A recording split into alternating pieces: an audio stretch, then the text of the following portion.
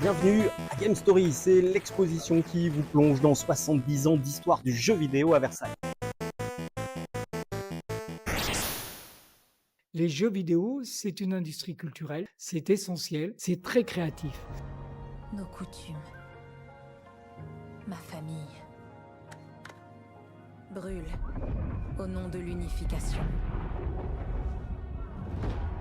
La culture sous toutes ses formes, c'est un peu notre ambition. Bien évidemment, vous avez le festival Le Mois Molière, vous avez aussi la musique baroque, vous avez la French Touch. Versailles, dans le monde entier, c'est une référence culturelle et nous voulons continuer cette histoire, de l'inscrire dans la modernité. Une centaine de machines jouables, 500 jeux vidéo présentés, des classiques comme Pac-Man ici, et puis vous allez le voir également, Pong par exemple, juste derrière moi. Et il y aura aussi bien sûr Super Mario à découvrir ou encore Sonic, et puis des expériences plus modernes avec une présentation de la réalité virtuelle.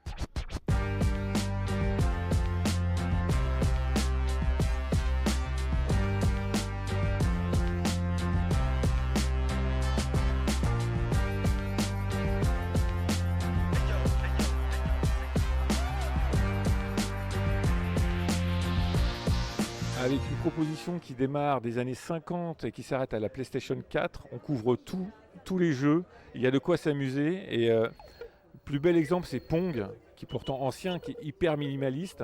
On fait jouer ça à des gamins de 9, 14 ans, ils ne lâchent pas le jeu. Donc il y a largement de quoi s'amuser. Et des Madeleines de Proust, il y en a sur chaque machine. Le jeu vidéo est né dans les années 50 avec Tennis for Two, mais c'est avec Pong en 1972 que tout a commencé pour le grand public.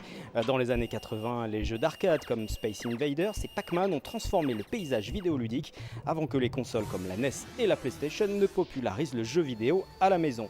Aujourd'hui, des jeux comme Fortnite et la réalité virtuelle repoussent encore les limites de ce média culturel majeur. Mon coup de cœur, moi, c'est effectivement la Mega Drive. Après la première Game Boy, mais effectivement ma première console de salon avec mon premier salaire, ça a été ma Mega Drive à la sortie de Sonic en France.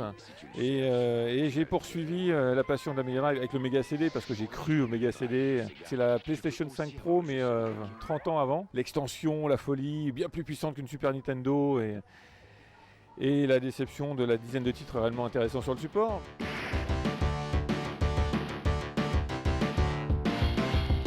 Incontournable pour les curieux, pour les passionnés également. C'est l'occasion de replonger même en enfance pour certains. Je vais rester encore ici un petit peu et l'exposition, quant à elle, se poursuit jusqu'au 13 avril 2025.